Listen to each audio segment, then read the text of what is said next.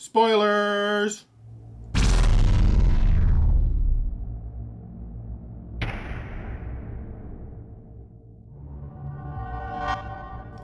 Alright, so I did a spoiler-free review of Spectre, which you can see I put a link in it in the description below. I'm not going to repeat a lot of the stuff that I said in there, so if you want to know where I'm going to go with this, you might want to watch that first.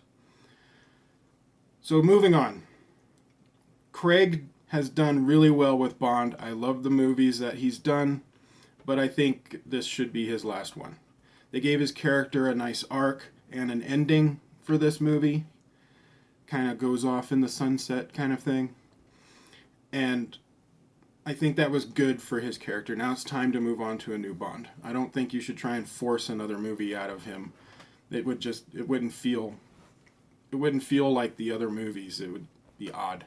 Kind of like when Sean Connery came back for Never Say Never Again. It was like one Bond movie too much. You know, he was done. Just let it lie and go watch the original movies. The story was supposed to be, for this movie, a prequel to the 1967 You Only Live Twice.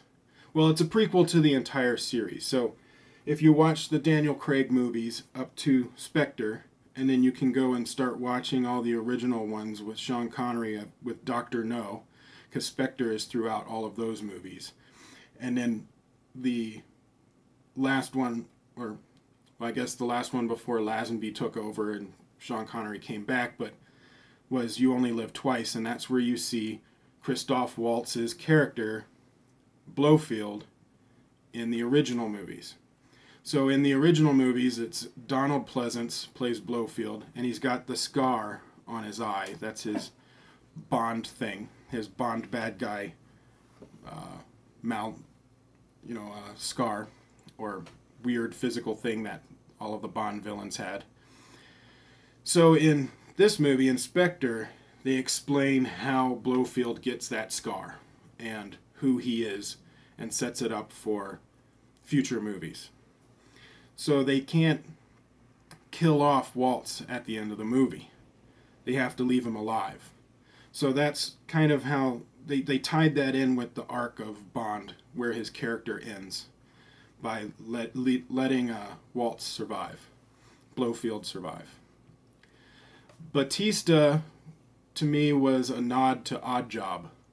He's the big, tough henchman, and they were trying to bring back those iconic henchman characters. You didn't have too many henchman characters in the other Craig movies, so that this felt more of a transition to the original Bond movies, so that you're getting a little bit more of what you're used to seeing, so that when you go into Dr. No, it doesn't feel too stark of a change.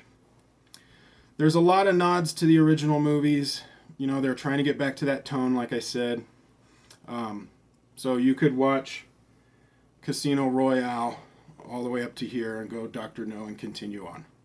So if they do another Bond movie, I think they should just go in a totally new direction and get someone like Pierce Brosnan-ish or Sean Connery-ish and do some new Bond movies. Don't do the Spectre storyline anymore. There's 10 movies about Spectre now. So move on to something else, do something different. But I think this was a good ending to the series. I don't want them to force any more movies out of Craig. Just do something different this time. But let me know what you thought in the comments below. What insights did you have? Like, share, subscribe, tell your friends, and I will see you guys on the next video.